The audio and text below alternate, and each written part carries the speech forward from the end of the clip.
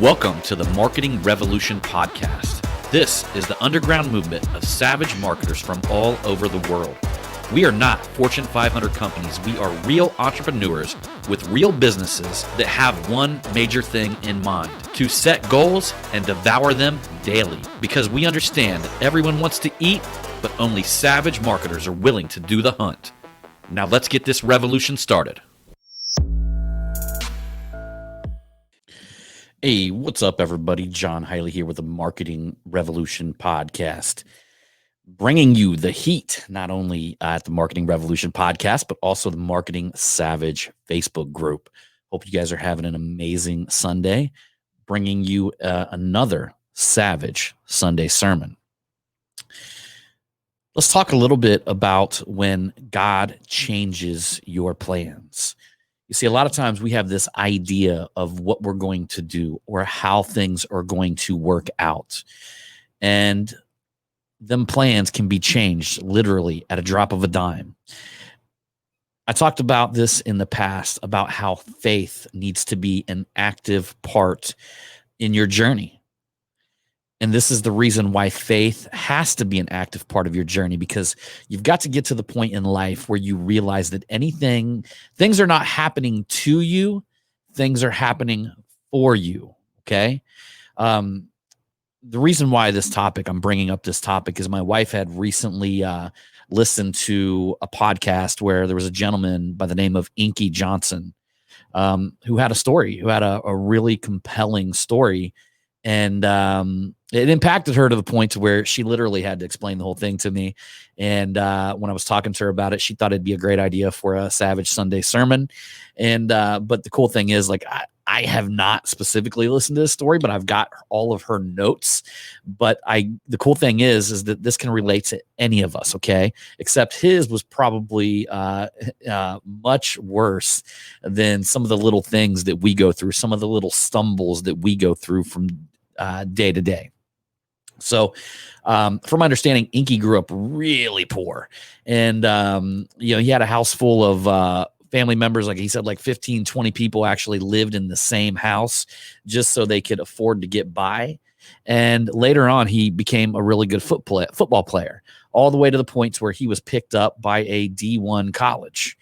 And he was playing on the field, and it was almost guaranteed that he was going to go to the NFL. Almost guaranteed he was going to go to the NFL. And then one day he got hit and it caused internal bleeding, and he had to be care flighted to the hospital.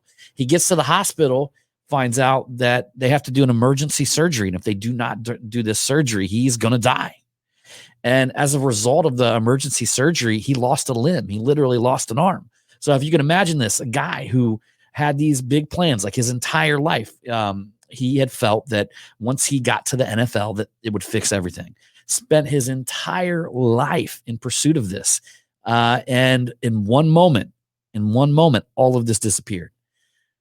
Now, a lot of people would have just shrinked from this situation.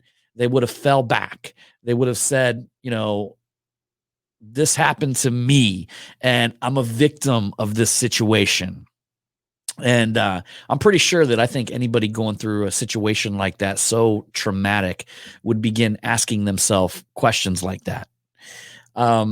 You always hope that somebody rises above and begins to ask empowering questions like, okay, what do we do now?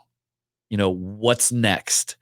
I understand that this happened to me, but there's got to be a bigger purpose, a bigger thing. There's got to be something greater and bigger than me that I just don't see.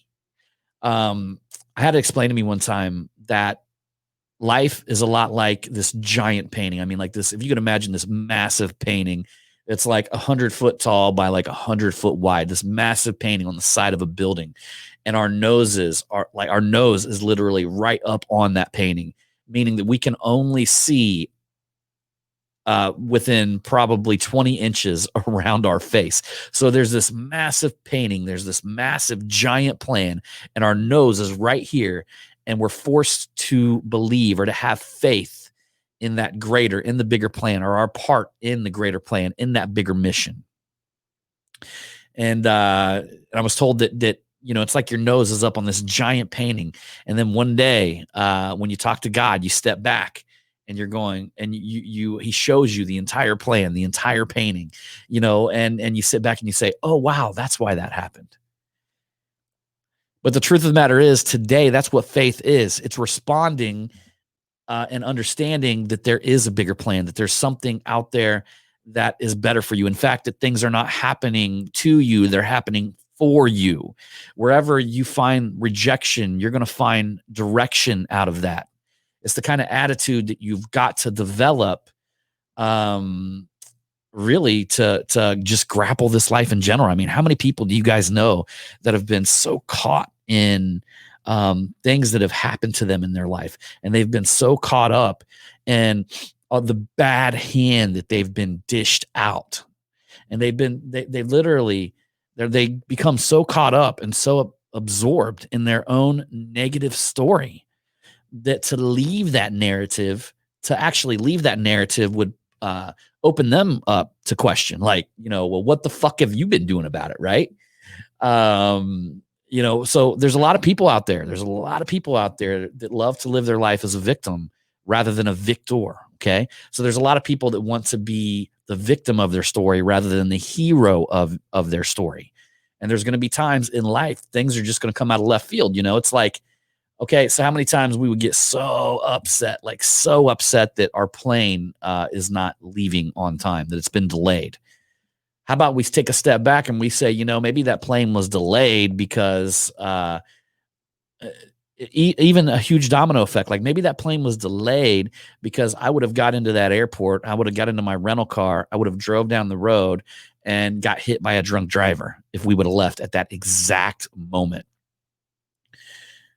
So there's certain things in life. Actually, there was a story that was told that 9/11, 2001, 9/11, about the story of individuals who literally missed work. Like there was reasons why some of these individuals actually missed work.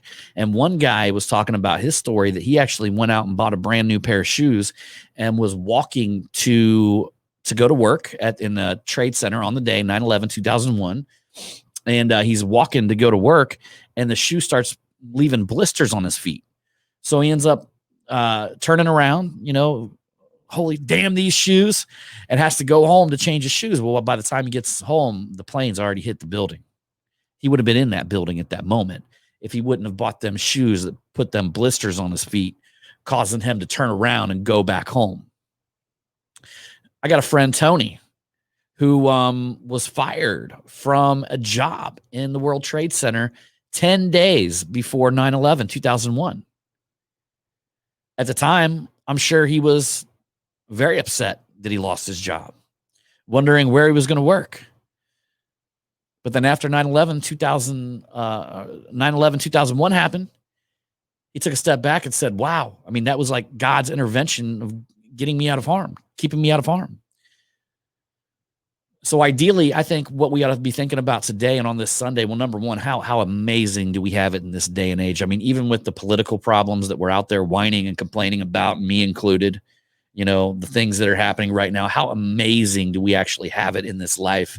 And I want to take this moment on this Savage Sunday sermon just to realize that and just to express my love over our current conditions that we're living in. I mean, I recently looked back and in the 1800s, I mean, we're talking about literally, 100, 150 years ago, people only lived and had an average lifespan of 31 to 39, or I'm sorry, 31 to 39. Most people didn't even make it to the age of 40. We live in a time where not only do we have abundance at our fingertips, we have information and knowledge at our fingertips. You can literally Google and figure out anything. You could Google right now and figure out how to build a spaceship. Like literally, from my understanding, and I've found it before, I don't know if it's still there, but if on NASA's website, they actually had the blueprints on how to build a rocket ship. It's incredible at this moment in time how much knowledge, how much information we have. The ability that we have now to help one another and the ability that we have now as entrepreneurs, as business owners, has never been greater, my friends. It doesn't matter who the president is, who the administration is, any of that. What matters is that you step up as a shining light into this world. You claim personal responsibility over your actions in this world. You begin shining your God-given light on the world, and you trust in the plan. You put faith in the plan that no matter what happens to you, that God's moving you in this direction for a specific reason. So that's it, guys. For some reason, I'm turning bright red on my video here, so I'm trying to fix that. Anyhow, that is it for the Savage Sunday sermon, y'all. And I just wanted to come to you on this Sunday. It is literally 3:50 p.m. I'm getting ready to head home. I told my wife that I was going to be out of the shop by 4 o'clock today. So I'm getting ready to bounce out of here and head out, upload this podcast. But I appreciate you guys for coming along on this episode. And as usual, I'm going to see you on that next one.